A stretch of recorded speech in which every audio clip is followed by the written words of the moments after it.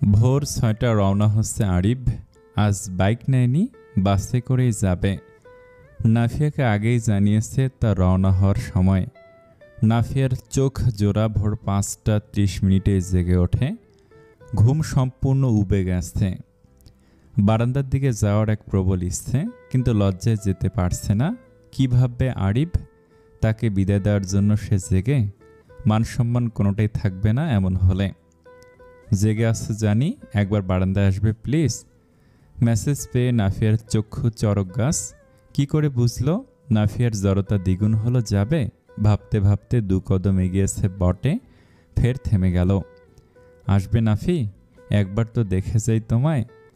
প্রশ্নটির জবাব না দিয়ে দ্রুত হাঁটল নাফিয়া, গায়ে ওড়না জড়িয়ে। পা গিয়ে থামে বারান্দায়। উকি দিল নিচে। ব্যাগ কাঁধে নিয়ে আরিফ আগে থেকে উপরে চেয়ে আছে। নাফিয়াকে দেখে মলিন হাসল। আরিফের চেহারা ফোলা দেখাচ্ছে। ঘুম হয়নি হয়তো, চুলগুলো এলোমেলো। নাফিয়া ঠোঁট কামড়ে দাঁড়িয়ে আছে, দৃষ্টি নত। আরিফও নির্বিকার দাঁড়িয়ে। হুট করে চোখাচোখি হয়। অসভ্যর মতো ফ্লাইং কিস ছুঁড়ে হাত নাড়িয়ে বিদায় জানালো। এবার বোধহয় নাফিয়ার হার্ট অ্যাটাক হয়েই যাবে। দ্রুত মুখ ঘুরিয়ে ফেলে। আরিফ বলল, আসি, ভদ্র বাচ্চার মতো ঘরেই থাকবে। যে কোনো দরকারে জোহান অথবা সাদিবকে ডাকবে। 2 ছাগলকে তোমার দায়িত্বে দিয়ে যাচ্ছি। নাফিয়া ভদ্রভাবে মাথা দোলায়। মন খারাপেরা হুট করে মনের মধ্যে জেকে বসেছে। মুখশ্রীতে আধার ঘনায়। আরিফে যাচ্ছে, ঘুরে কয়েকবার পিছনে দেখেছে। হাঁটতে হাঁটতে দৃষ্টির বাইরে চলে গেল। খারাপ লাগা দুর্বলতা পরিণত হলো নাফিয়ার। বসে পড়ল চেয়ারে, বিড়বিড় করল, বাবাও দূরে, এখন আপনিও। নাফিয়া ঘরে এসে পেটে ভর দিয়ে শুয়ে পড়ল। মুখ লুকালো হাতের আড়ালে। নিজে বুঝতে পারছে না তার খারাপ লাগার কারণ। 1 ঘন্টাও তো হলো না, এখনই এই হাল। বাবাও জানিয়েছেন কয়েকদিন দেরি করেই ফিরবেন। নাফিয়ার মস্তিষ্কটা সম্পূর্ণ জ্যাম হয়ে গেল। খুব করে ঘুমানোর চেষ্টা করছে, কিন্তু ঘুমটাও তার সাথে বিশ্বাসঘাতকতা করল। তুই আর একটু আনমনে থাক, উড়ে যাক তোর কবিতা মাখা চুল। এ শহরের হাজারো বোকা প্রেমিকেরা তোর ভালো চায় বলে তাই উপন্যাসের বন্যা দিয়ে মিছিল করে যায়। আমি অলস তাই পিছে পড়ে রই, দেশে হারা তুই আর আমি মিলে 2 আমার নীলাকাশ। ছিঁড়ে উড়ে গেলি তুই, আমার বোকা অভিমান, তাসে হেরে যাওয়া দান। তোর পুরনো কাগজে আমি মাথা গুজে শুই। কি সুন্দর গান, কি সুন্দর কণ্ঠর। গানটি আগেও শুনেছে নাফিয়া। তার প্লেলিস্ট বড়, কিন্তু এই গানটিকে এত গুরুত্ব দেওয়া হয়নি। পরপর 3 বার শুনল ভয়েস নোট। সর্বাঙ্গ শীতল হয়ে এলো। গানের লাইনগুলো নিজের সাথে মিলিয়ে নিল।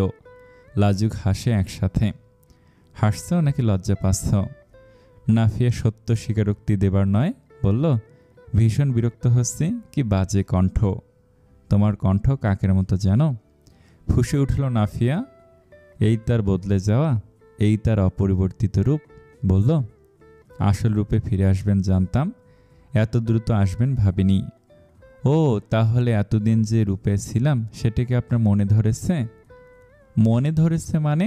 জোর করে মনে সেট করার চিন্তা ভাবনা, আচার আচরণ করে চলেছে।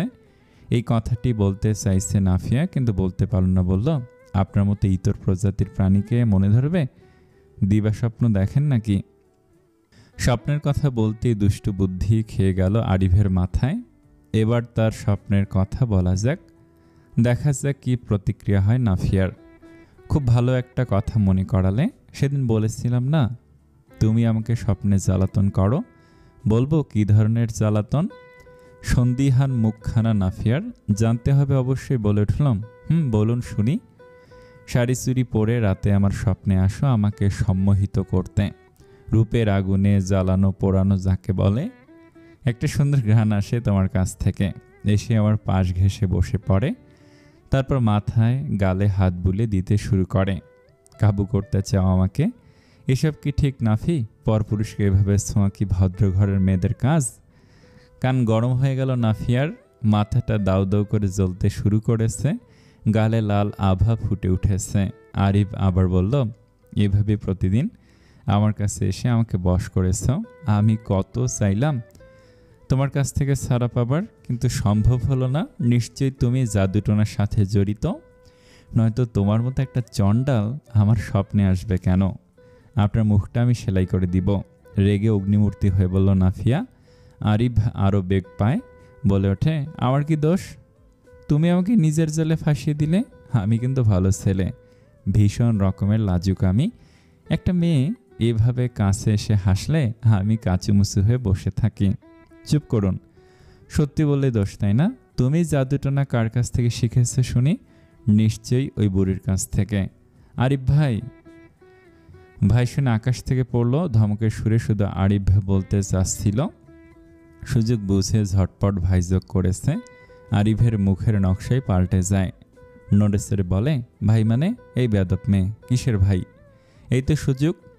সব অসভ্যতামের শেষ এখানেই হবে। নাফিয়া নড়েচড়ে বলল, আপনি তো ভাই, বড় ভাই, এলাকার ভাই। আরিফ এতক্ষণ যাবত নাফিয়াকে লজ্জা দিয়ে যাচ্ছিল, রাগাতে চাইছিল ইচ্ছে করে, এখন নিজে রেগে যাচ্ছে। ধাত কিরমির করে বলল, চড়িয়ে ভাইয়ের ভূত নামিয়ে দেব। বড় ভাই ভালোবেসে চড় দিল, মাথা পেতে নেব ভাইয়া।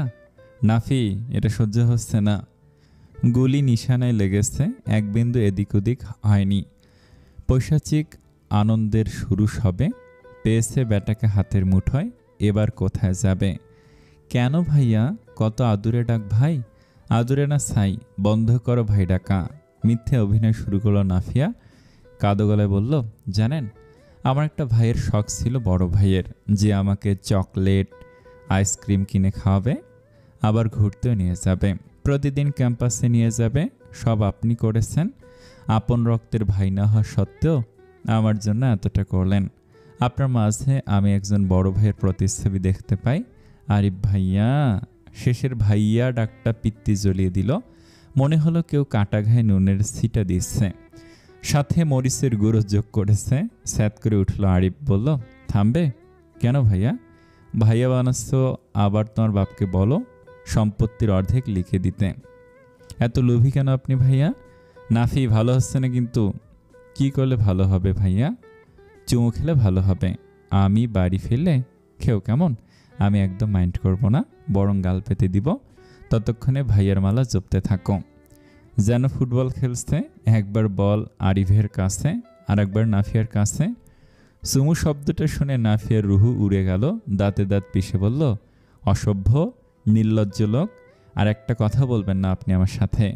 আরে খারাপ কি বললাম? ভাইকে চুমু খাওয়া যায় না? আমি তো তোমার পাতানো ভাই। এখানে বেশিক্ষণ থাকলে হৃদযন্ত্রের ক্রিয়ার ব্যাঘাত ঘটবে, অ্যাটাকও হয়ে যেতে পারে। নাফিয়া দ্রুত বেরিয়ে গেল ফেসবুক থেকে।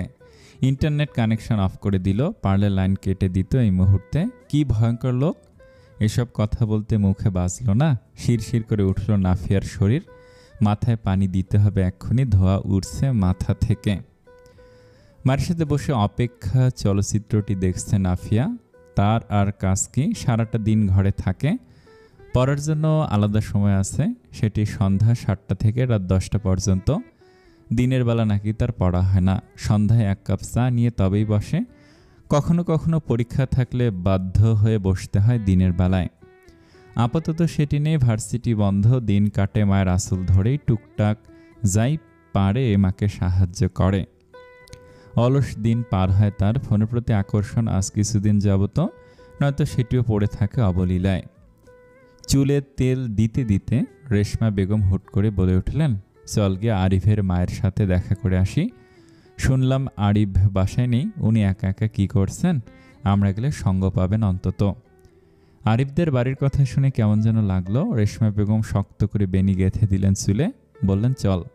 মায়ের কথা অমান্য করেনি। খালি হাতে গেলেন না রেশমা বেগম, হাতে পায়েসের বাটি নিয়েছেন। আজ যে সকালে রেঁধেছিলেন। মনের মাঝে কত শত ভাবনা নিয়ে আরিফদের বাড়ির চৌখাট বেয়ে ভিতরে গেল। কলিং বেল চাপতেই দরজা খুললেন শিরিন বেগম। রেশমা বেগম ও নাফিয়াকে দেখে হাসলেন, বললেন, আরে আপনারা আসুন আসুন। ভেতরে প্রবেশ করলো তারা। আগে বাড়ির দরজা অব্দি আসা হলেও ভেতরে আসা হয়নি। পরিপাটি গোছানো ড্রয়িং রুম, ডান দিকে রান্নাঘর, সামনের দিকটায় পরপর 3টে ঘর। নাফিয়ার মনে হুট করে প্রশ্ন জাগল, আরিফের ঘর কোনটা?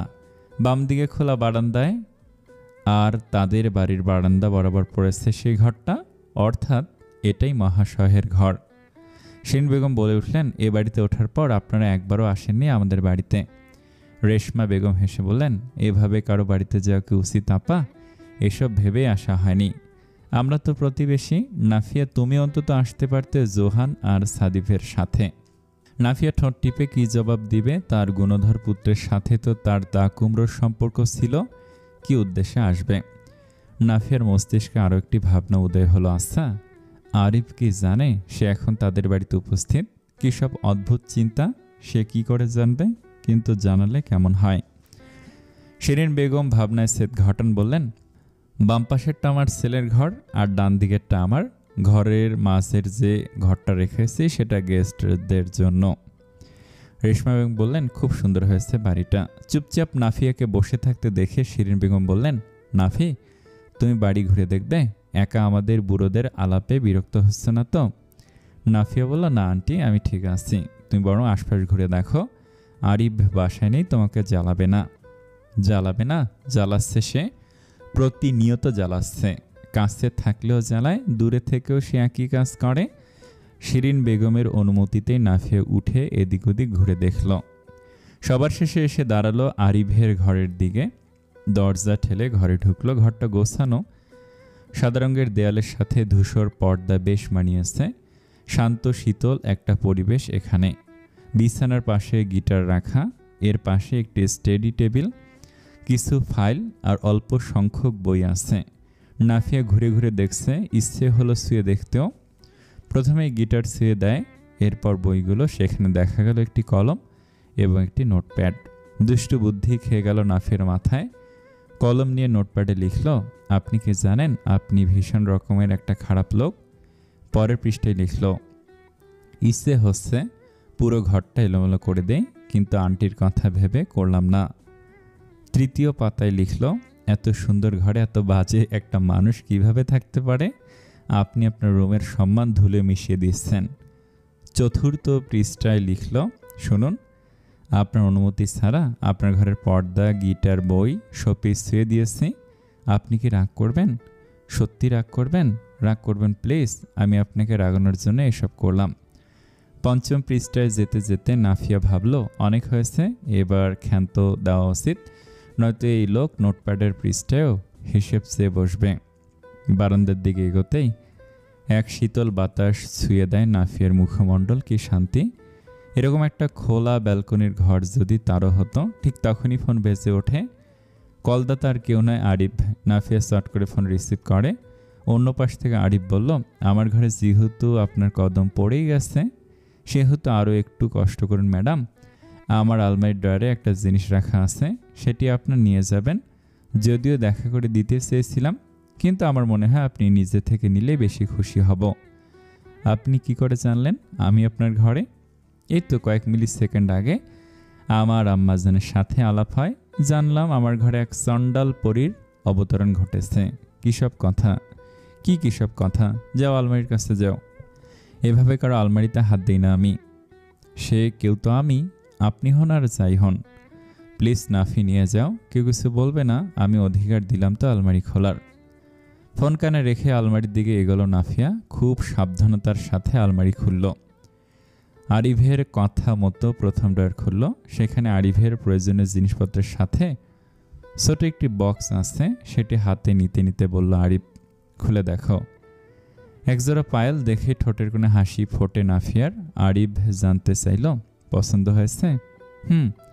ছোট্ট করে জবাব দিল নাফিয়া।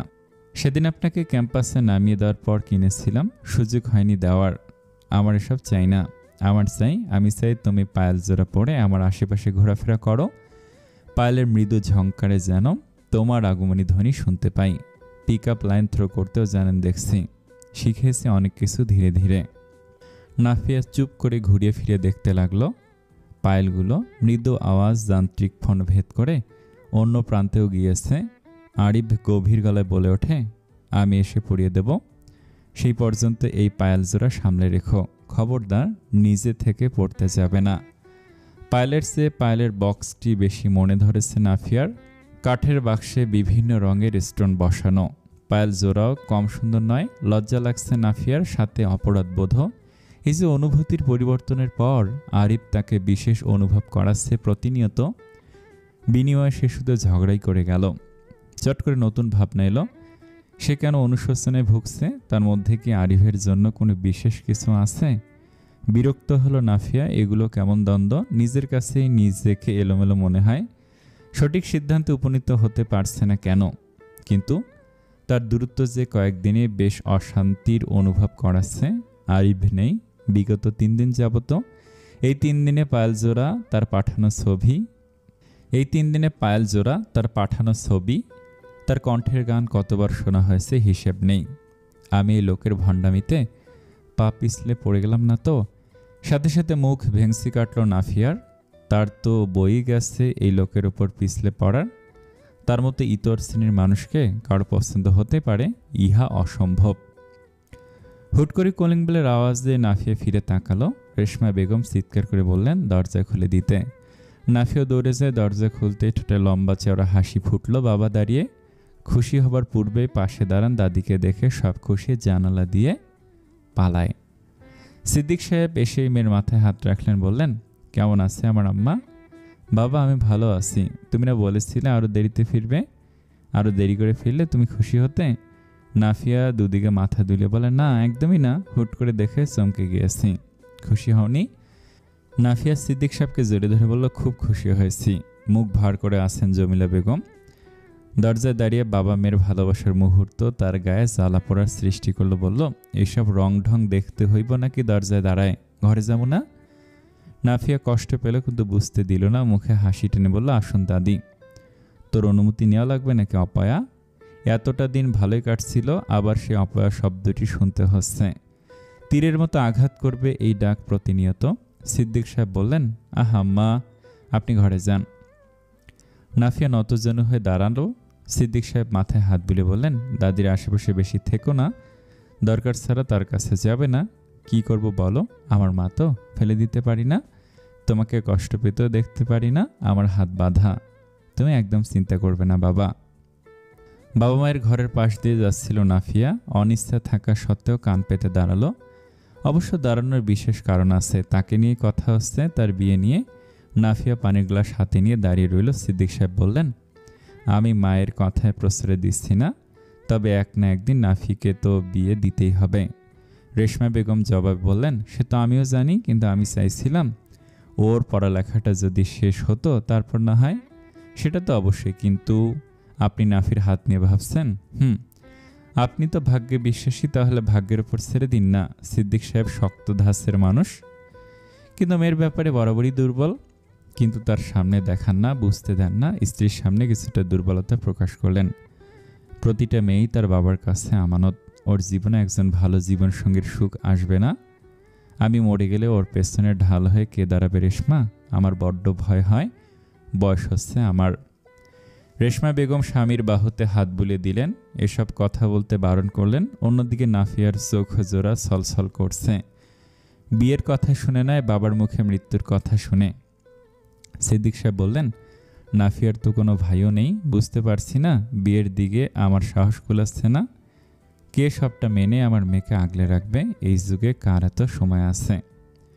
সৃষ্টিকর্তা নিশ্চয়ই আমাদের নাফির জন্য যোগ্য কাউকে রেখেছেন। সে যে শতভাগ ভালো রাখবে আমার মেয়েকে, তার কি নিশ্চয়তা? মেয়েরা বুঝি এতই বোঝা হয়ে যায় পৃথিবীতে। কেন একা চলতে পারে না? পেছনে স্বামী, ভাই অথবা বাবার ছায়া প্রয়োজন হয়। ছায়া থাকা তো খারাপ কিছু নয়, কিন্তু এই ছায়া না থাকলে সমাজ কেন তাদের বোঝা হিসেবে ধরে নেয়? নিজে থেকে কল করলে, আজ কি সূর্য পশ্চিম দিকে উঠে পূর্ব দিকে অস্ত গেল, নাকি দিনে চাঁদ আর রাতে সূর্য উঠেছে? কই দেখি তো। বিছানায় গুটিয়ে শুয়ে আছে নাফিয়া। এক কাঁথায় কানের নিচে ফোন চাপা দিয়ে। আরিফের দুষ্টুমিতে কিছুটা অলসে গেল না তার? মন ভীষণ খারাপ। নাফিয়ার নির্লিপ্ততা ভাবালো আরিফকে। ফোনের ওপাশ থেকে আধুরে গলায় জানতে চাইল, কি হয়েছে বৈরিতা? নাফিয়া নাক টেনে বলল, আমার ভালো লাগছে না। কণ্ঠস্বর ভারী তার, নাক টানছে। আরিফ প্রশ্ন করল, কেঁদেছ তুমি? মিথ্যে বলছো কেন? তোমার কণ্ঠ স্পষ্ট জানান দিচ্ছে তুমি কান্না করেছ। নাফিয়া নিশ্চুপ, নিস্তব্ধে সময়ের স্রোত বইছে। জানে না কেন এই মন উদাসের মুহূর্তে তার আরিফের কথাই মনে হলো। সময় ক্ষণ কিছুই না ভেবে তাকে কল করেছে। কথা বলছে না, কল করেও কি চাইছে। আরিফ বলল, আমি কি আপনার মন ভালো করার ঔষধ? মানে? ভালো লাগছে না তাই আমাকে কল করলেন? নিশ্চয়ই চাইছেন আপনার মন আমি ভালো করে দেই। ভুল ধারণা। তাহলে রেখে দিই ফোনটা। নাফিয়ার মুখশ্রী আরও মলিন হয়ে এলো। জানালা ভেদ করে চন্দ্রের আলো ফ্যাকাশে মুখমণ্ডলে পড়ছে। মৃদু বাতাসে চুলগুলো উঠছে কিছুটা, চোখের পাপড়ি পিটপিট করছে। আরিফের হৃদয়ে কোনো এক জায়গায় আঘাত হানল এই নীরবতা। কান্নামাখা কণ্ঠ ছটফটানি বৃদ্ধি করল আকস্মিক। চাইছে ছুটে আসতে, বুকে জড়িয়ে নেওয়ার এক অবাধ ইচ্ছে জাগল, কিন্তু সেটি এই মুহূর্তে অসম্ভব। তোমার নীরবতা, তোমার কান্না আমাকে পোড়াচ্ছে। কেন? হৃদয়ে রক্তক্ষরণ ঘটাচ্ছে। কিন্তু কেন? অসহায় অনুভব করছি। বলবেন কেন?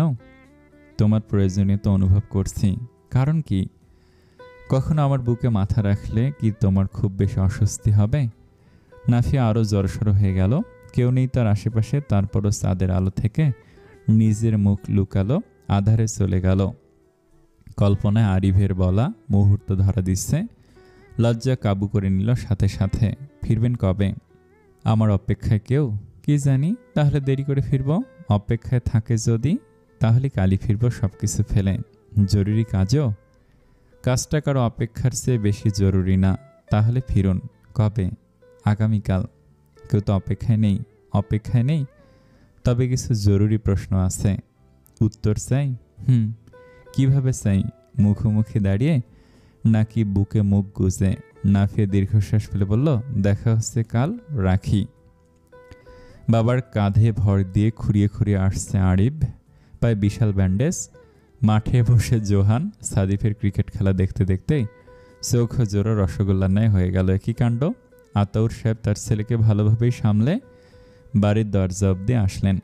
নাফিয়া হাঁ করে তাকিয়ে আছে। জোহান আর সাদিবের চোখ পড়তে তারাও এগিয়ে গেল। তার পিছু পিছু কদম এগোয় নাফিয়াও। সাদিব একপাশে গিয়ে আরিফকে ধরে বলল, ভাই, পায়ে কি হলো? আরিফের প্রশ্নের চেয়ে বেশি নাফিয়ার দিকে মনোযোগ। কতদিন পর দেখলো, 5 দিন হয়েছে, কিন্তু মনে হলো যুগের পর যুগ দেখেনি মেয়েটি কিভাবে বিস্ফোরিত চোখে তার পায়ের দিকে চেয়ে আসে, কিন্তু কিছু বলছে না। যখন প্রশ্ন করে, লুলা হলেন কি করে?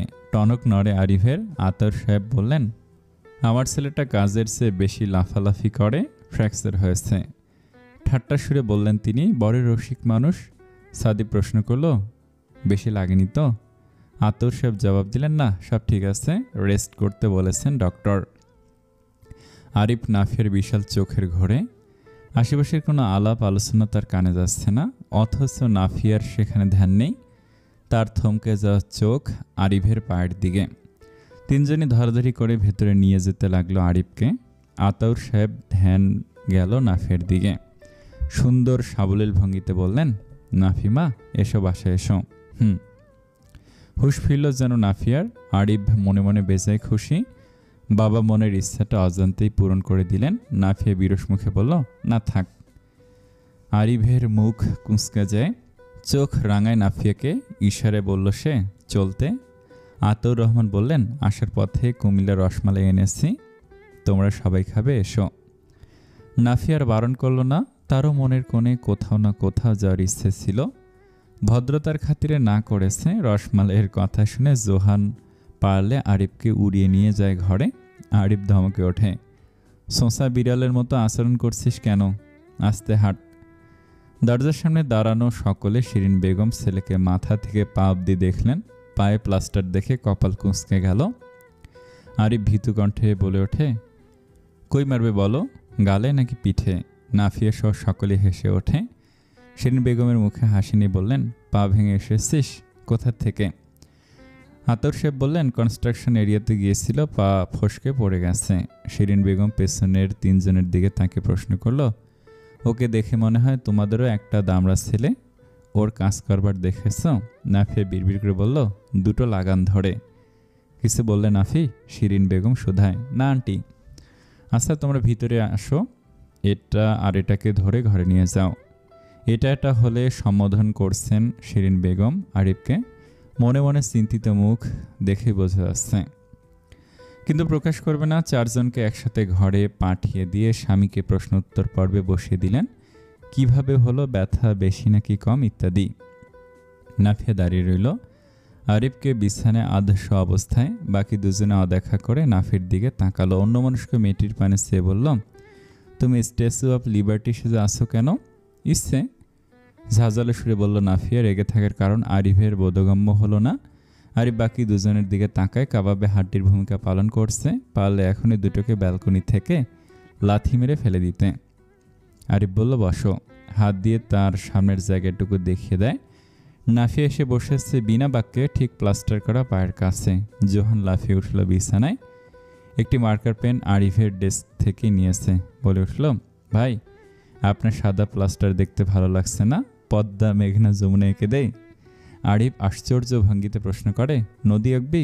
হ্যাঁ ভাই। কোন জগতের বলো তুই ছেলে? আরিফ, সাদিপ, নাফিয়া কারো মাথায় ঢোকে না। নদী কিভাবে আঁকবে?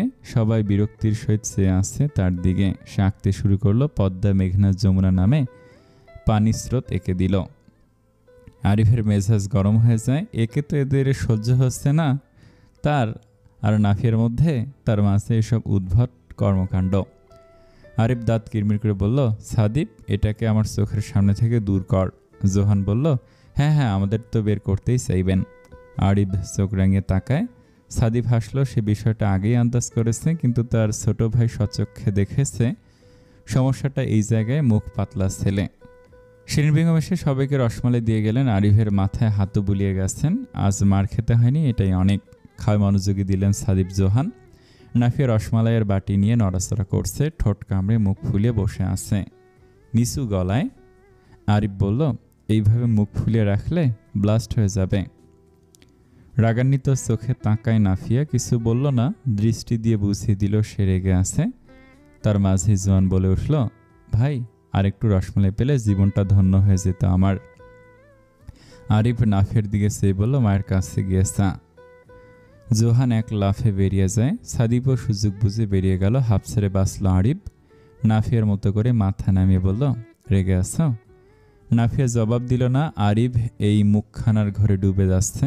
ইচ্ছে হচ্ছে কাছে টেনে নিক, এরপর পরেই অসভ্য ট্যাগ পেয়ে যাবে। নিজের ইচ্ছেকে দমালো বহু কষ্টে। বলল, পায়ের থেকে ব্যথা উঠতে উঠতে হাত পর্যন্ত এসেছে। এখন যদি কেউ খাইয়ে দিত ভালোই হতো, তাই না? নাফিয়ার প্রজ্বলিত চোখ ফের তাকা আরিফের দিকে প্রশ্ন ছড়ে, কি করে হলো এটা? কৈফিয়ত চাচ্ছেন? নাফিয়া ভীষণ বিরক্ত হলো, ঠেলে উঠে চলে যেতে চাইল। তার পূর্বে আরিফ হাত টেনে ধরে। হ্যাঁচকা টানে পুনরায় বসে পড়ল। এবার দূরত্ব কিছুটা কম।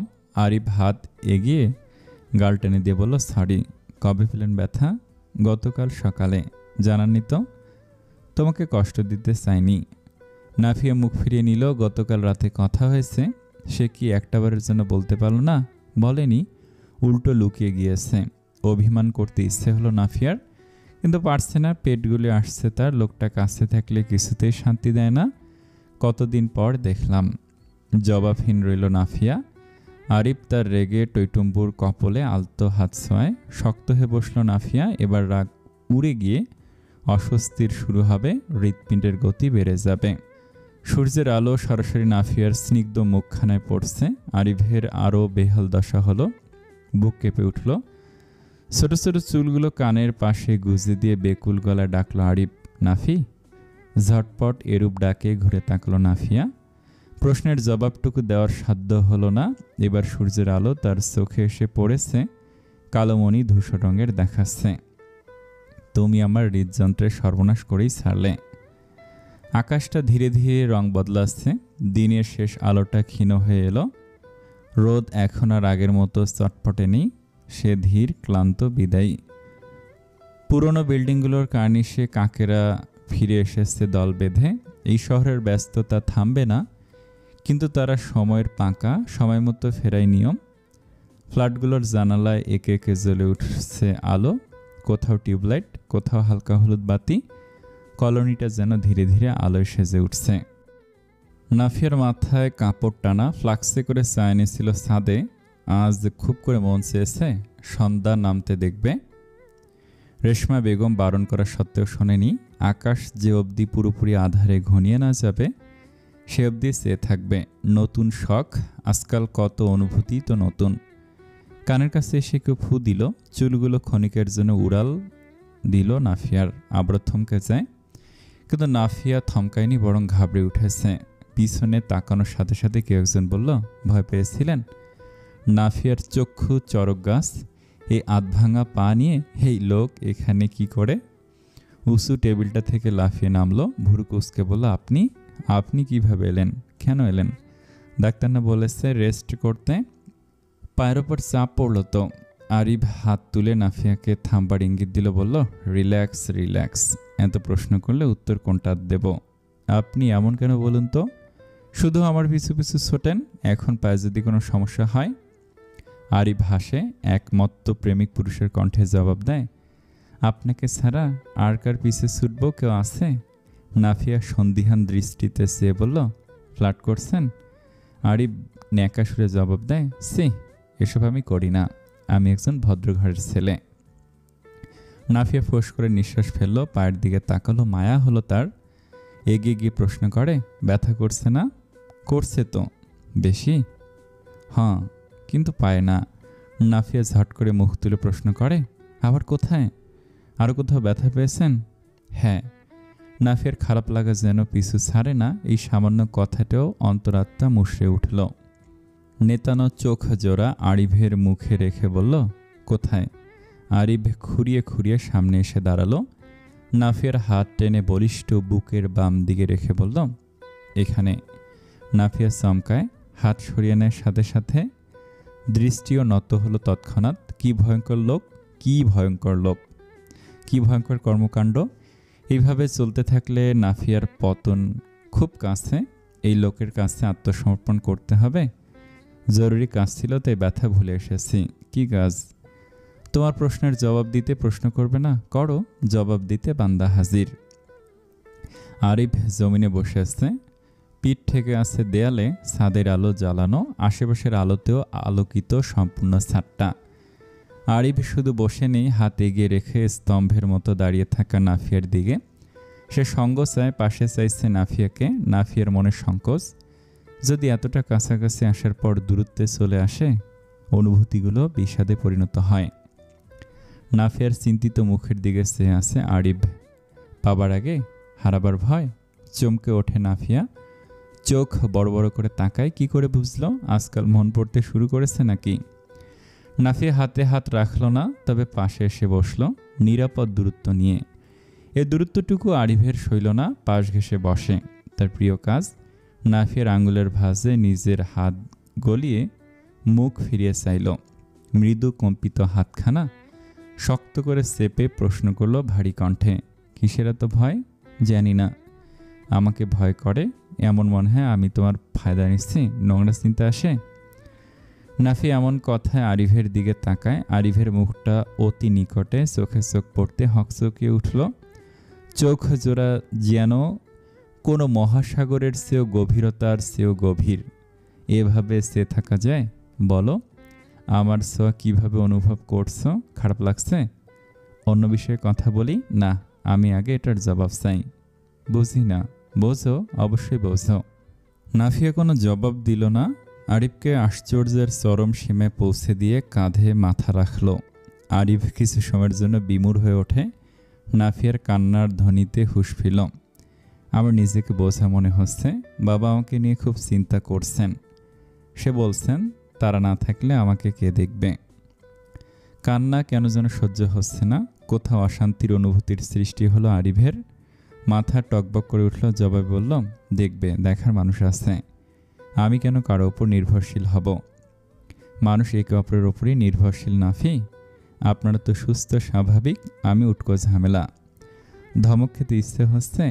এমন রোমান্টিক একটা সময় আমি তোমাকে ধমক দিতে চাইছি না, একদমই চাইছি না। নাফিয়া নাক টানল, সরে যেতে চাইলে বলল, ধুর, আপনি কখনই সিরিয়াস হবেন না। আরিফ নাফিয়াকে টেনে নিজের কাছে আনলো পুনরায়। মাথায় হাত রেখে নিজের কাঁধে রাখলো, বলল, I am damn sure about you. আরিফের হুটহাট বলা কথাগুলো হৃদয়ের ড্রাম বাজায়। কেমন অনুভূত হয় সেটি ভাষায় প্রকাশ করবার মতো নয়। নিজেকে প্রয়োজনের চেয়ে বেশি সুখী অনুভব হয়। এই অস্থিরতাগুলো ভীষণ সুন্দর। এই যে কাঁধে মাথা রেখে আসো, এর বিশেষ কোনো কারণ, নাকি যার কাঁধে মাথা রেখেছ সে নিজেই বিশেষ? বেশি কথা বলবেন না, আমি তাহলে উঠে যাব। হুমকি দেওয়া হচ্ছে? হ্যাঁ, সয়ে নিলাম হুমকিটুকু বিনা বাক্যে। নাফিয়া মুচকি হাসে, চোখ নামিয়ে নেয়। বলতেছেও পারছে না। আরিফের শরীর থেকে ভেসে আসা ঘ্রাণ তার ভালো লাগছে, হয়তো বলতে পারবেও না। চা খাবে নাফি? নাফিয়া মাথা তুলল। সামনেই চায়ের কাপ আর ফ্লাক্স।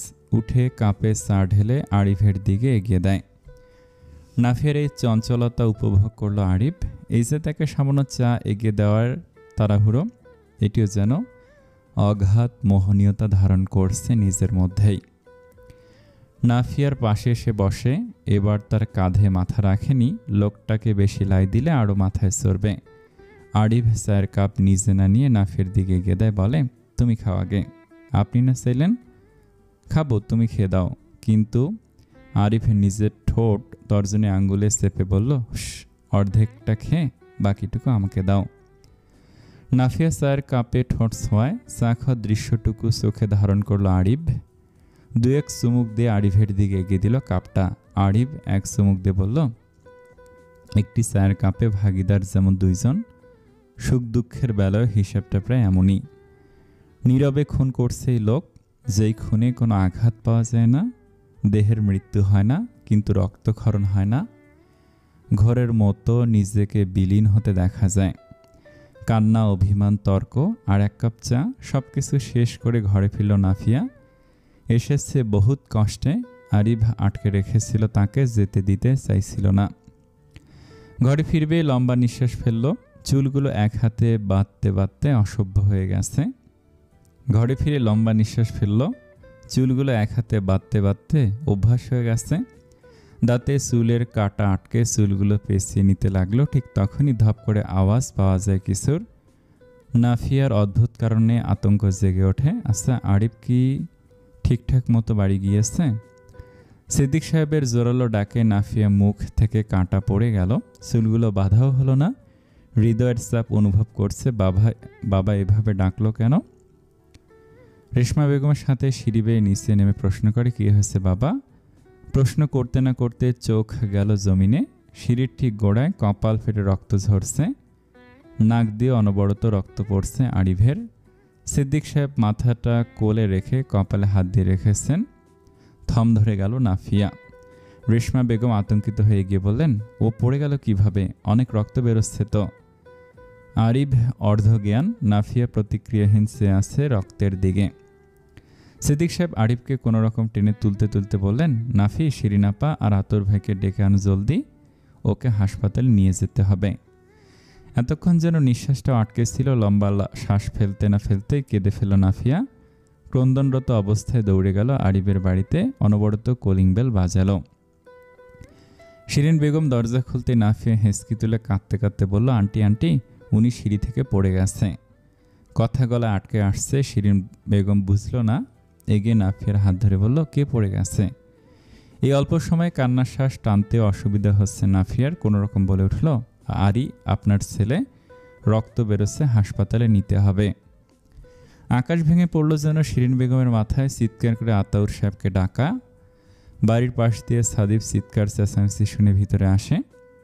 আরিফকে এই অবস্থা দেখে বলল, কিভাবে হলো? সিদ্দিক সাহেব বললেন, এত কথা পরে হবে বাবা, দয়া করে তোমাদের গাড়ি বের করো, হাসপাতালে নিতে হবে ওকে। এক্ষুনি আনছি আঙ্কেল। শিরিন বেগম কাঁদছেন, সাথে নাফিয়াও। রেশমা বেগম তাকে সান্ত্বনা দিয়েও লাভ হচ্ছে না। অন্যদিকে নাফি, মেয়েটা একদিকে দাঁড়িয়ে কেঁদেই চলেছে। আতর সাহেব আর সিদ্দিক সাহেব দুজনে আরিফকে ধরে গাড়িতে বসালো। শিরিন বেগমও উঠল গাড়িতে। হুট করে নাফিয়া বলে উঠল, আমিও যাব, আমাকেও নাও। সিদ্দিক সাহেব বললেন, না, তোমার যাওয়া লাগবে না, প্লিজ বাবা। নাফি, গাড়িতে জায়গা নেই, বাসায় থাকো।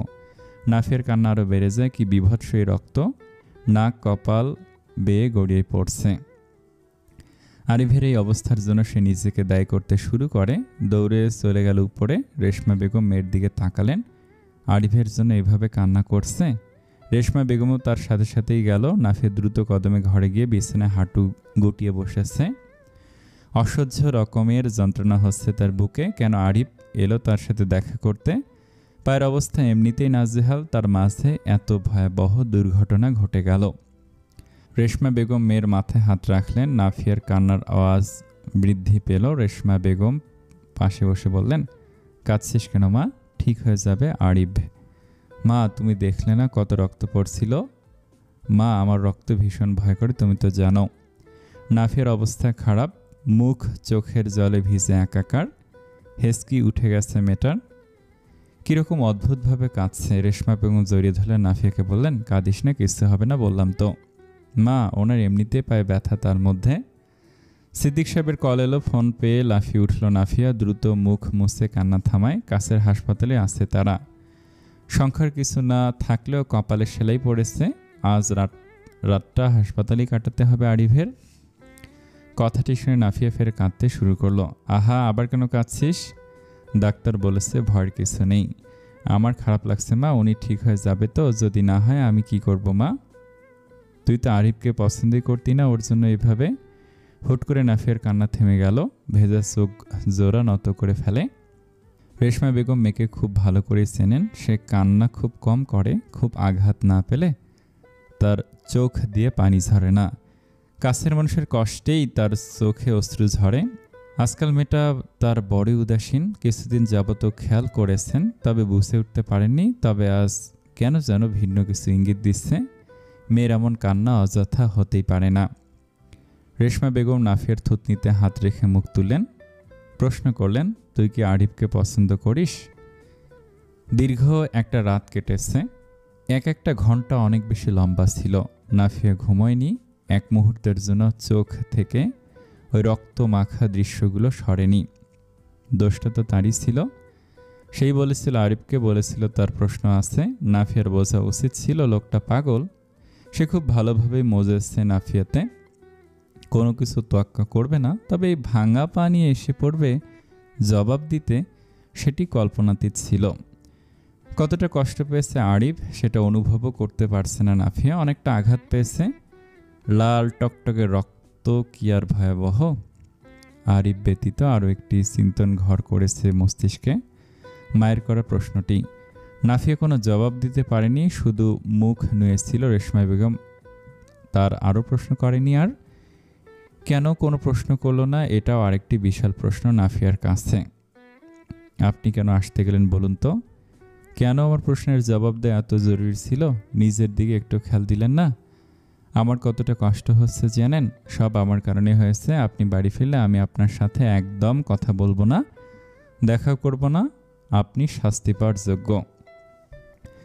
জানে মেসেজটির জবাব আসবে না, তারপরেও দিয়ে রাখলো নাফিয়া। সিদ্দিক সাহেব বাড়ি ফেরেননি, সেখানে আছেন, সাথে সাদিফও। হুট করে নাফিয়ার মনে পড়ল সাদিফের কথা। চোখ মুছে চটজলদি মেসেজ করলো তাকে, ভাইয়া। মিনিট খানেক বাদে সাদিফ জবাব দেয়, বল, ঘুমাসনি? ভাইয়া, উনি ঠিক আছেন? উনিটাকে? যে হাসপাতালে ভর্তি, তার কোনো নাম নেই? এমন সময় সাদিফের কৌতুকের সুরে কথা বলে অবাক হলো নাফিয়া। রেগে বলল, ভাইয়া, আমার মজা ভালো লাগছে না। আমি কি তোর বেয়াই হই? মজা করব কেন? হাসপাতালে অনেকেই ভর্তি, তুই কার খবর জানতে চাচ্ছিস? নাফিয়ার ভীষণ রাগ হলো। অন্যদিকে দাঁত বের করে হাসছে সাদিপ। মেয়েটাকে অল্পতে রাগানো যায়, এটা তার ছোটবেলার স্বভাব। আরিফের সাথে তার প্রেম ভাব খুব ভালো করেই বুঝেছে। জ্বালাতন করতেই হয়। কিরে, কার কথা জানতে চাইছিস বল? আরিফ ভাই। ভাই? উফ, তুমি বলবে, কথা পেছাচ্ছ কেন? এবার রাগের পরিমাণ দ্বিগুণ মনে হলো। সাদিপ হেসে ওঠে, জবাব দেয়, আরিফ ভাই ঠিক আছে, জ্ঞান আছে। চোখ খুলে আমাকে ডেকে নিয়ে বলেছে জানিস? কি বলেছে? নাফিয়া নড়েচড়ে বসে উৎসুক কণ্ঠে জানতে চাইল, কি বলেছে বলো? কি খাবি বললে? ভাইয়া, আচ্ছা আচ্ছা বলছি, বলো। তোর কথা জিজ্ঞেস করেছিল। আমি বলেছি তুই কেঁদে কেটে পুরো এলাকায় বন্যা করে ফেলেছিস। ভীষণ কষ্ট পেয়েছে সে। নাফিয়ার চোখে আবার জল জমল। নাক টেনে বলল, কেন বলতে গেলে? আমি সত্যবাদী, জানিস না? সাদিব কখনোই বদলাবে না। সিরিয়াস সময় মজা করা তাদের দুই ভাইয়ের স্বভাব। এর পরিবর্তন ইহজন্মে সম্ভব নয়। নাফিয়া ফোঁস করে নিঃশ্বাস ফেলে বলল, কাল ফিরবেন উনি? তুই বললে সে আজই ফিরতে রাজি। কোনো দরকার নেই, একদম বেশি বেশি করে লোকটা। সাদিব উচ্চস্বরে হাসে।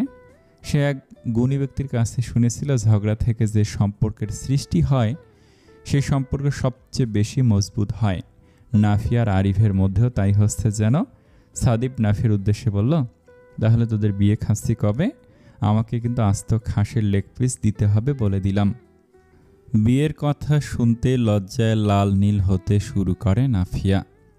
এতদূর অবধি ভাবেনি ধুর বলে ফোনটা কেটে দিল।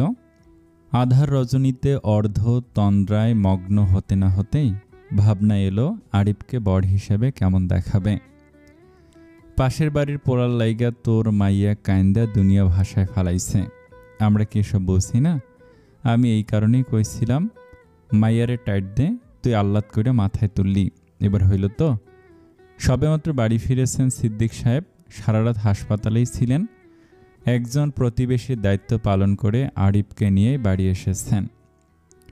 পুরোটা রাত ধকল গেছে। এসে ফ্রেশ হয়ে খেতে বসেছিলেন। পেটে রুটির এক টুকরো পড়তে না পড়তে মায়ের এমন বাণী শুনে মুখটা কালো হয়ে আসে সিদ্দিক সাহেবের। তিনি জবাবে বললেন, নাফিয়া রক্ত সহ্য করতে পারে না মা, ভয় পেয়ে গিয়েছিল তাই কেঁদেছে। এই কান্দা ডরের কান্দা না, এই কান্দা পীড়িতির কান্দা। ওরে ডাক, ডাইকে জিজ্ঞেস কর। পানি মাথার ওপর দিয়ে গেলে এলাকার মানুষ মুখ চুলকানি মাখাইব। আম্মা, আপনি সবসময় এত বেশি ভাবছেন।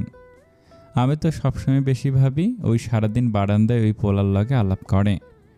রেশমা বেগম সবটাই শুনেছেন দূরে দাঁড়িয়ে। সেও নাফিয়ার আচার আচরণে ভিন্নতা লক্ষ্য করেছে। আরিফের জন্য অদ্ভুত পরিবর্তন দেখেছেন মেয়ের চোখে, তবে এতটা জঘন্যভাবে চিন্তা করেননি। জমিলা বেগম আরও জল ঘোলা করবেন বিষয়টি। তিনি ডিম ভেজে এনে টেবিলে রাখলেন, বললেন, আম্মা, আরিফ ভালো ছেলে, সাদিব জোহানের মতোই। জমিলা বেগম তেজি গলে বলে ওঠেন, ওগো হিসাব আলাদা, কিন্তু ওই পাশের বাড়ির পোলার তাগড়া জোয়ান। কিছু একটা হইব, পুরো এলাকা বদনাম হইব আমার পোলার। রেশমা বেগমের অবাক লাগলো নাতনিকে নিচু করতে ভিত্তিহীন কথাবার্তা বলে চলেছেন। সাদিব জোহানের সাথে কোনো সমস্যা নেই, কিন্তু আরিফের সাথে আছে। এই কথার অর্থ দাঁড়ায়। সিদ্দিক সাহেব বলে উঠলেন, রেশমা ঠিক বলেছে। ভদ্র দায়িত্বশীল একটা ছেলে, তাকে নিয়ে না জেনে এসব বলা উচিত না। জমিলা বেগম বললেন, তুই কইলে হইল, আমি তোর চেয়ে দুনিয়া বেশি দেখছি। এই পোলারে ওর কাছ থেকে দূরে সরানোর ব্যবস্থা আমি করতেছি। ওর মায়ের লগে কথা কমু আমি। আম্মা, আপনি কিছুই করবেন না, এমনিতেই ছেলেটা অসুস্থ। মাইয়া নষ্ট হওয়ার পর তোর হুঁশ ফিরব সিদ্দিক। মা থামুন আপনি, আর ভাষা সংযত করুন দয়া করে। জমিলা বেগম কান্নার ভান করে বললেন, আমারই তো থামাবি। তুই তোর মাইয়াটারে ডাক দিয়ে প্রশ্ন কর, এই ভরা সন্ধ্যা ওই পোলা আমাগো বাড়িতে কি করতেছিল জিগা। নিশ্চয়ই ছাদে গেছে, তোর মাইয়া ছাদে ছিল তখন। রেশমা বেগমের এসব শুনতে অস্বস্তি হচ্ছে। ঘরের শত্রু বিভীষণ যেন। মেয়েটাকে মানসিক রোগী বানিয়েই ছাড়বে সে। রেশমা বেগম নাফিয়ার ঘরের দিকে তাকালেন। পর্দার আড়ালে তার অবস্থায় দেখা যাচ্ছে। নিশ্চয়ই শুনেছে সব। কোমল মনে অদৃশ্য আঘাত হানছে কথাগুলো। আজ যে স্বামীর সামনে মুখ খুললেন, আসলে কি আম্মা সমস্যা আরিফ, জোহান, সাদিব কেউই না।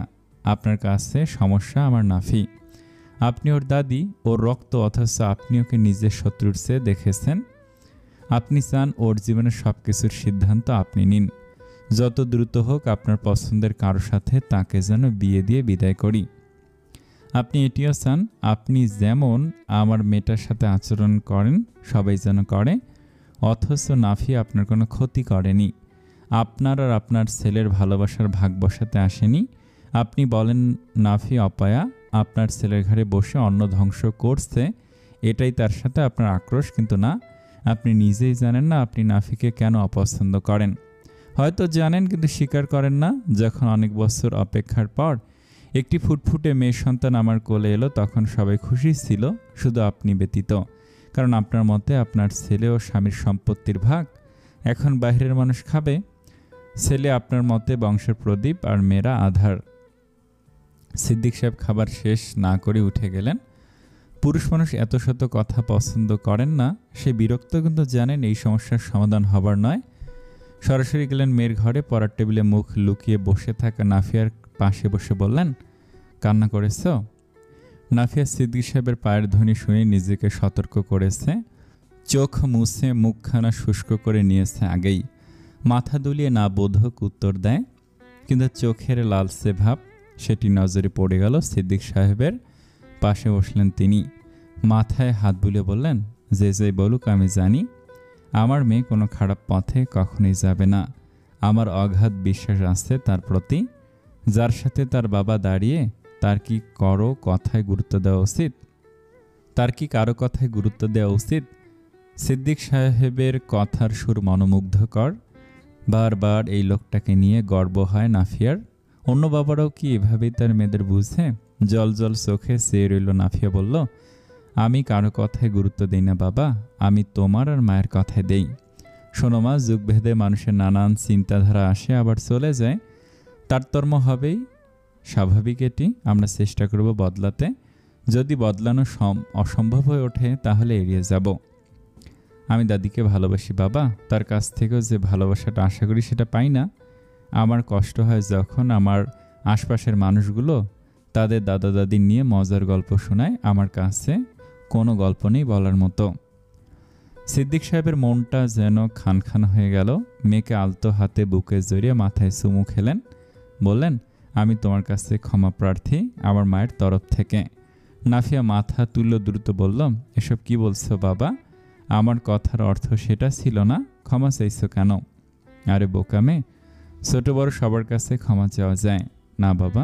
তুমি আমার কাছে ক্ষমা চাইবে না প্লিজ। সিদ্দিক সাহেবকে খুব কমই হাসতে দেখা যায়। মেয়ের কথায় ম্লান হেসে বললেন, তুমি কষ্ট পাবে এমন কোনো কিছু আমি কখনই করব না, ওয়াদা রইল। আর কি করেই বা বুঝবেন মেয়েকে? বুঝলে বুঝে যায়, পরে ঠিক সেই কষ্টের পুনরাবৃত্তি ঘটে। উঠে যেতে লাগলেন সিদ্দিক সাহেব। ঠিক তখনই নাফিয়া ডেকে উঠল, বাবা। সিদ্দিক সাহেব ঘুরে তাকালেন। নাফিয়া মুখ ছোট হয়ে আছে। কিছু একটা বলতে গিয়েও থেমে গেল। ঢোক গিল ছোট করে, সাহস কুলাচ্ছে না কেন যেন কথাটি বলতে। কি বলবে মা? বাবা, তুমি কি রেগে যাবে? আশ্চর্য হন সিদ্দিক সাহেব। সেই সুরে প্রশ্ন করলেন, কেন রাগ করব? যা মনে আছে নির্দ্বিধায় বলো। ঠোঁট শুকিয়ে এসেছে নাফিয়ার, সাথে গলাটাও। জিভ দিয়ে ঠোঁট ভিজিয়ে নিল, সাথে সাথে চোখ নামালো।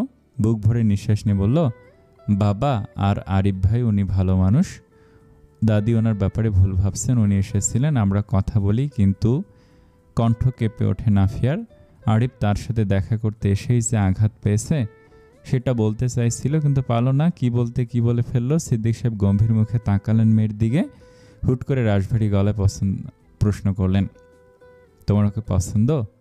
আত্মাটা উড়ে গেল বোধহয়। মা জিজ্ঞেস করায় এতটা অস্বস্তি হয়নি। বাবা প্রশ্নটি করে ভীতু করে তুলেছে তাকে। কাঁপুনি উঠে যাবে যে কোনো সময়। সিদ্দিক সাহেব কাছে এলেন, প্রশ্ন করলেন, বড় হয়েছে তুমি, জীবনের সিদ্ধান্ত বুঝে নিবে। এমন পুরুষকে জীবনে জায়গা দিবে যে বাবার পরে তোমাকে আগলে রাখে। তোমার চোখের পানি যেমন আমি অসহ্য করতে পারি না, তেমন সেও যেন না পারে। বলে চলে গেলেন সিদ্দিক সাহেব। নাফিয়া চোখ তুলে তাকালো, বুঝলো না বাবা কি বলল। ভয়ে মাথাটাও কাজ করছে না। কিছুক্ষণ থম মেরে দরজার দিকে তাকিয়ে রইল। আরিফ তার নোটপ্যাড লেখা বাক্যগুলো পড়ছে। কপালে ব্যান্ডেজ, পায়ে ব্যান্ডেজ, ঠোঁটের কোণে ক্ষতস্থানের সাথে জুড়ে আছে হাসি। বাড়ি ফিরে ঘুম আসেনি। বুকটা হাহাকার করছে, শুষ্ক মরুভূমি হয়ে আছে। প্রিয়তমা নামক মিঠা বাড়িধারায় বর্ষণ চাই। নোট প্যাডে লেখাগুলো নাফিয়ার। ঘরে এসেছিল সেদিন, তখনই হয়তো লিখেছে। আরিফ ফোন হাতে নিল, সাথে সাথে পুরো দেহটা যেন ভঙ্গুর তার, তবে মনে ব্যাপক জোর আছে। নাফিয়ার দেয়া মেসেজটি পড়ে হৃদয়ের অদৃশ্য রক্তক্ষরণ বাড়ল। চোখ বুজে ফেলে আরিফ। ভেসে উঠল নাফিয়ার কান্নামাখা মুখ। একটাবার এলে না আমার কাছে? আমি মরিয়া হয়ে আসি তোমার জন্য। মনে হচ্ছে তুমি এলে ভিতর বাহিরে সকল ব্যথা শেষ হয়ে যাবে। পরপর আবার লিখল আরিফ, আমি অর্ধ জ্ঞানে তোমার কান্নারত মুখ দেখেছি। বিশ্বাস করো নাফিয়া, আমার বাহ্যিক আঘাতের চেয়ে বেশি হৃদয় ক্ষতবিক্ষত হচ্ছিল আমি তোমার কান্নার কারণ কেন হলাম। মধ্যে কেটেছে 2 দিন।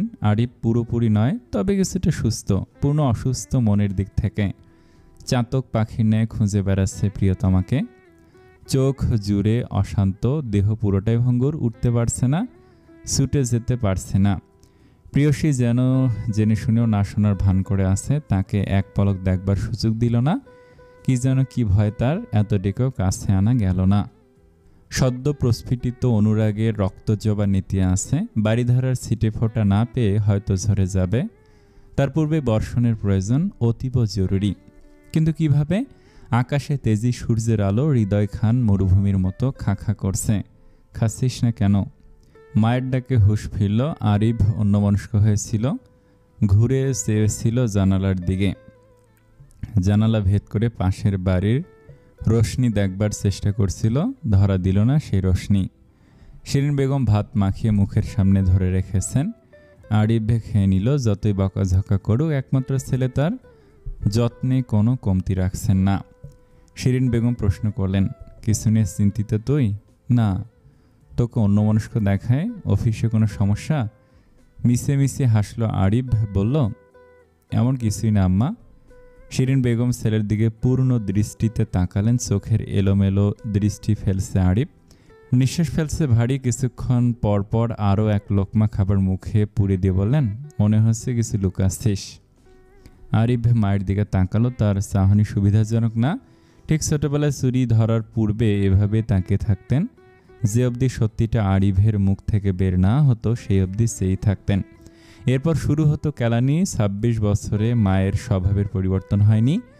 আরিফ পাশে থাকা পানির গ্লাস তুলে গটগট করে গিলল।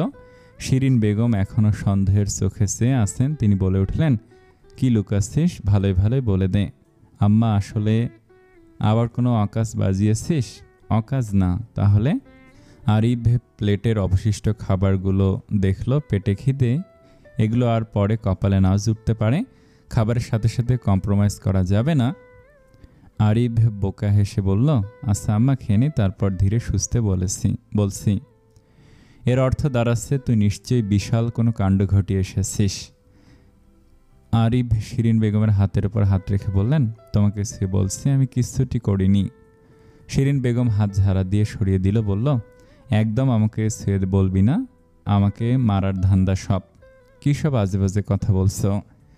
শিরিন বেগম কথা বাড়ালেন না, খাবার খাইয়ে দিতে লাগলেন। ভাত খাওয়া শেষে আরিফ আরও 2 গ্লাস পানি খেয়েছে। এবার পেট ঠান্ডা, মাথা ঠান্ডা, শান্তি শান্তি লাগছে। শিরিন বেগম হাত ধুয়ে এসে আরিফের সামনে বসেন। ঠিক তখনই আরিফ শিরিন বেগমের দুহাত চেপে ধরল, বলল, প্রমিস করো মারবে না। শিরিন বেগম আকস্মিক রেগে যান, বলেন, তোর হাড়গোড় গুঁড়ো করব আমি। কি করেছিস জলদি বল। মনে মনে দোয়া দুরুদ পড়তে শুরু করেছে আরিফ। বয়সের তুলনায় মন বেকুবের মতো ভেবে বসল, যদি ত্যায্য করে দেয়। আরিফ সঙ্গে সঙ্গে নিজের ভাবনার উপর ধিক্কার জানালো। সামান্য প্রেমেই তো পড়েছে, তাই নিয়ে নিজের পেটের একমাত্র ছেলেকে ত্যায্য করবে? আম্মা। শিরিন বেগমের চোখ বড় বড় করে তাকান আর ভারী কণ্ঠে বললেন, বল, আমার ধৈর্যের পরীক্ষা নিচ্ছিস কিন্তু? আম্মা, তোমার মনে হয় না তোমার একজন সঙ্গী দরকার? আশ্চর্য হয়ে তাকালেন শিরিন বেগম। সঙ্গী দরকার? কিসের সঙ্গী? এই প্রশ্ন তার মনে ঘুরপাক খাচ্ছে। দাঁত কিরমির করে বলেন, কথা পেঁচাবি না।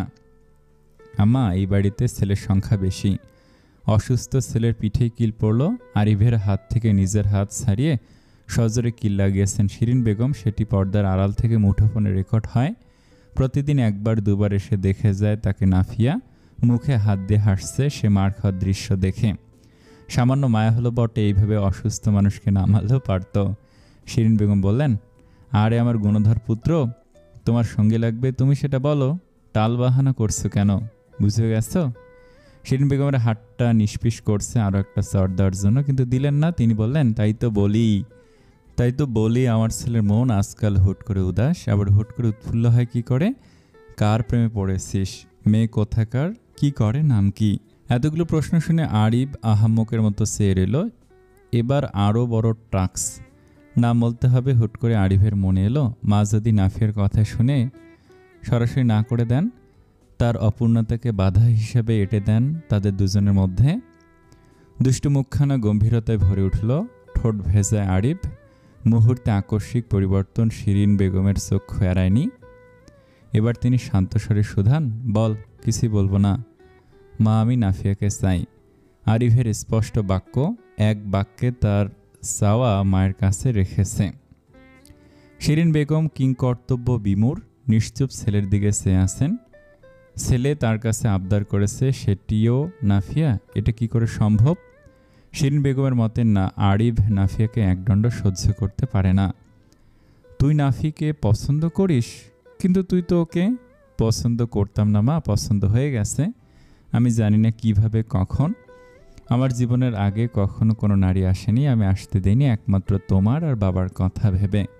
আমি জানি তোমার ইচ্ছে তোমার ছেলের বউ তুমি নিজে পছন্দ করবে, কিন্তু আমি নাফিকে ভালোবাসি। নীরব রইলেন কিছুক্ষণ। শিরিন বেগম বুঝতে পারছেন না কি বলবেন। প্রথমে মাথায় এলো নাফিয়ার হাতের কথা। আরিফ শিরিন বেগমের দুহাত শক্ত করে চেপে ধরল, বলল, আমি জানি তুমি ওর হাতের কথা ভাবছ, ওর ত্রুটির কথা ভাবছ। আমার একটা হাত না থাকলে কি বা আসে যায়, আমি ওকে নিয়ে ভালো থাকব। শিরিন বেগম কিছু সময় প্রতিক্রিয়াহীন রইলেন। বুঝতে পারছেন না কি বলা উচিত। দ্বিমুখী দ্বন্দ্বে পড়ে গেছেন। ছেলের অসহায় মুখের দিকে সে বললেন, নাফি তোর থেকে বয়সে অনেক ছোট, বুঝে শুনে সিদ্ধান্ত নিচ্ছিস তো? আমি বুঝে শুনে সিদ্ধান্ত নিয়েছি আম্মা। বয়স, নাফির ত্রুটি, এতে আমার কিছু আসে যায় না। নাফি তোকে পছন্দ করে? আরিফ হাসল। কল্পনায় তৎক্ষণাৎ নাফিয়ার কাজল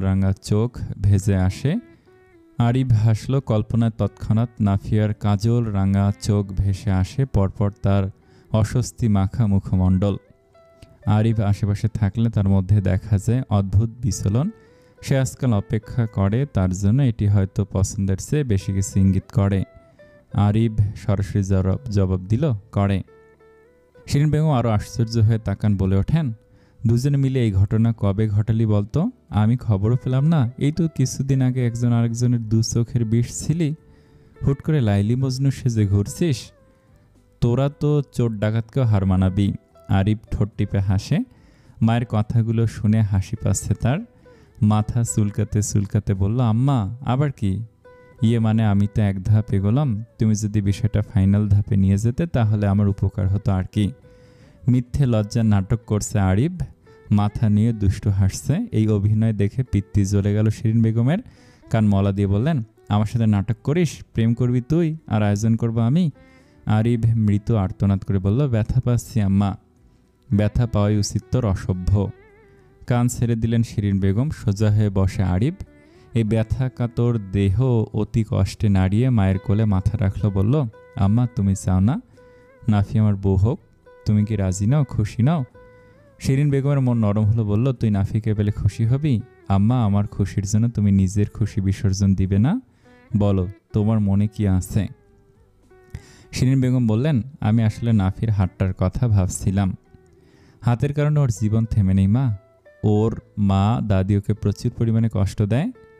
অপয়া অলক্ষী বলে। ওর কি দোষ আম্মা? ও কি কখনো চেয়েছিল ওর একটি হাত অচল হয়ে যাক? আমি ওর সেই অনুভূতি শূন্য হাতটা না ধরলে ওর দাদি ওকে এমন করে কারোর সাথে বিয়ে দিবে যে কিনা প্রতিনিয়ত ওকে ওর অপূর্ণতার খোঁটা দিয়ে যাবে। মাসেলের সুন্দর দৃশ্যটুকু ক্যামেরায় বন্দী হলো। নাফিয়া হাসলো ছবিটা দেখে। কি সুন্দর লাগছে দুজনকে। অনেকক্ষণ যাবত দুজন কথা বলছে একে অপরের সাথে, কিন্তু কি কথা? মুঠো ফোনে জমা পড়ে আছে শত মেসেজ আর ফোন কল, তবে কোনো জবাব আসেনি। নাফির দিকে সামান্য ভিন্ন নজরে তাকাচ্ছে বাড়ির সকলে। তার প্রতিটি পদাচরণা লক্ষ্য করছে। নাফির মধ্যে বিচলন। দেখতে চাইছে আরিফকে, জানতে চাইছে কেমন আছে সে, কিন্তু পারছে না। মা বাবা দুজনে প্রশ্ন করে রেখে গেছে তার কাছে, কিন্তু জবাব নিয়ে যায়নি। তাছাড়া লোকটাকে একটু শাস্তি করা উচিত। কে বলেছিল ধেই ধেই করে ছাদে চলে আসতে ভাঙা পা নিয়ে? হয়েছে তো বিপদ। ঘণ্টাখানেক পর নাফিয়ার মন মোমের মতো গলে গেল। উকি মায়ের ঘর থেকে। মনমরা হয়ে বসে থাকা এক মানব বারবার ফোন হাতে নিচ্ছে আবার রেখে দিচ্ছে।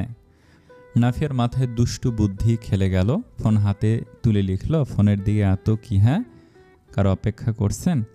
আরিফ ঘাড় ঘুরিয়ে এদিক ওদিক তাকায়। নিশ্চয়ই মেয়েটি তাকে ফলো করছে। দেখছে কোথাও আড়ালে দাঁড়িয়ে। নাফিয়া সঙ্গে সঙ্গে সরে গেল জানালার পাশ থেকে। আরিফ জবাব দিল, কারো অপেক্ষায় নেই। ছিলাম একজনের অপেক্ষায়, সে আমার অপেক্ষা আঘাত কোনো কিছুরই মূল্য দিচ্ছে না। তাই নাকি? তাই। নাফিয়া বুঝে গেল। আবার মুখ খুলে বসেছে লোকটা, এমনই স্বভাব তার। সে বলল, আপনার সাথে কতদিন ঝগড়া করি না। আপনি তো লুলা হয়ে ঘরে বসে আছেন, আসুন ঝগড়া করি। মুড নেই। কেন মুড নেই? আমার তো আছে। তোমার কাছে বাধ্য নাকি আমি? নাফির মুখ চুপসে গেল। হুমকি স্বরূপ তার মার খাওয়ার কতগুলো ছবি পাঠালো। বলল, ন্যাকামো বন্ধ করবেন নাকি এগুলো পোস্ট করব? করো। সত্যি করব কিন্তু, করো। 3 সত্যি করে দেব, 300 বার করো। নাফির ভীষণ রাগ হলো, নিজের টাইমলাইনে ছবিগুলো পোস্ট করে ফেলে। আরিফ দেখা মাত্রই তার চক্ষু চরক গাছ লাফিয়ে ওঠে। দ্রুত ফোন করে নাফিয়ার নাম্বারে, কিন্তু লাভ হলো না। নাফিয়া ফোন ধরছে না। নিজের ঘরে হেসে কুটি কুটি হয়ে যাচ্ছে ঘরে বসেই। মনে মনে বলে উঠল, অসভ্য লোক, আমার সাথে তেরামো করেন। ফোনে না পেয়ে মেসেজ করলো আরিফ, লিখলো, বেয়াদব মেয়ে, এসব ডিলিট কর। করবো না। কর বলছি। সাদিব জোহান আমার ইজ্জতের রফা দফা করছে। নয়ে আকার না। নাফির বাচ্চা, আমার কোনো বাচ্চা নেই। হাই প্রেশারের রোগীর মতো আচরণ শুরু করেছে আরিফ। পুরো এলাকার মানুষের কাছে মান সম্মান হানি হওয়ার আগে এগুলো ডিলিট করাতে হবে। ডিলিট করবে? নাফিয়া নড়েচড়ে বসলো। মুখের ভঙ্গি একেবারেই যেন বদলে গেছে। বলে উঠল, আগে সরি বলুন। সরি? কিসের সরি? কেন সরি বলবো? একটু আগে ভণ্ডের মতো আচরণ করছেন সেটার জন্য। আরিফ দাঁত কিরমির করে চেয়ে আছে ফোনের দিকে। মুখপট কঠিন। লজ্জায় আরও কয়েকদিন হয়তো বাড়িতেই থাকতে হবে। এলাকায় মুখ দেখানো যাবে কিনা জানে। আমি অপেক্ষা করছি কিন্তু। সাথে সাথে ফোন এলো। গোমরা মুখে ফোন তুলল আরিফ। নাফিয়া নিজের হাসি আটকে রেখেছে। ভাবনি বলল, বলুন। সরি বলবো না। আপনি কি চাইছেন আমি ছবিগুলো পাবলিক গ্রুপে পোস্ট করি? তুমি ভারী বেয়াদব একটা মেয়ে। সঙ্গদোষে লোহা ভাসে। আরিফের কিছু না করা সত্ত্বেও নত হতে হচ্ছে। অনিচ্ছা সত্ত্বেও রাগ ঈশ্বরে বলল, সরি। হয়নি, সুন্দর করে বলুন। আমি হার মানলাম। I am really sorry. এভাবে বলুন। তোমার হাড়ঘর গুঁড়ো করবো আমি। জেলের ভাত খাওয়াবো আপনাকে। আরিফ ফোঁস করছে। ভারী নিঃশ্বাস ফেলে বলল, তোমার একটা ব্যবস্থা করা লাগবে। এভাবে বড় বার বেড়েছে অনেক। আমাকে ইগনোর করো, আমার সাথে হুটহাট যোগাযোগ বন্ধ করে দাও, আমাকে ব্ল্যাকমেল করো, আবার আমাকে দিয়ে সরি বলাচ্ছ। দিন আমারও আসবে। খুব ভয় পেলাম। ভয় পাবে? দিন আমারও আসুক। I will see. আরিফ চুপ হয়ে গেল, মুখ ভার করে বসে আছে। নাফিয়া আবারও এলো জানালার সামনে। উকি দিয়ে দেখলো বোসা মুখটা। অদ্ভুত হাসি আসছে কেন তার। নাফিয়া বলল, জানেন, আমার ফেসবুক অ্যাকাউন্টে 4টে ফ্রেন্ড মাত্র। ভালো, সাদিব ভাই, জোহান, নোহা আপু আর আপনি। টেনশন করবেন না, আপনার ছবি ছড়ায়নি, ডিলিট করে দিয়েছি। ভয় দেখালাম একটু। নেক্সট টাইম আমার সাথে বুঝে শুনে কথা বলবেন। কথা বলার সুযোগ দাও তুমি। নাফিয়ার খারাপ লাগলো। সত্যি লোকটাকে কষ্ট দিয়েছে এতদিন। জানে না কি চলছিল তার মধ্যে। একটা ভয়, কিছু সংশয় তাকে দূরে সরিয়ে রেখেছিল। নাফি হুট করে বলে উঠল, সেদিন আপনাদের বাসায় যে খিচুড়ি দিয়েছিলাম সেটা আপনার কেমন লেগেছিল? ভালোই। কি? আমি খিচুড়ি ইলিশ পোলাও রাত্রে শিখেছি। তো আমি কি করব? আপনি খাবেন? আরিফের ভুরুদয় কপালে ওঠে। রাগাতে জানে, জিততেও শিখে গেছে, আবার রাগ বসে আনতেও পেরেছে। মুচকি হাসে আরিফ, তবে কণ্ঠের গাম্ভীর্য বজায় রেখে বলল, 2 দিন আমি একজনকে চাতক পাখির মতো খুঁজেছি, কিন্তু সে নিষ্ঠুর, আমাকে ধরা দেয়নি, দেখা দেয়নি, বুকের ভিতরের ঝড় থামাতে আসেনি। তার রান্না করা খাবার খাওয়াতে চাইলে কসরত করতে হবে, বিগত 2 দিনের মাসুল গুনতে হবে।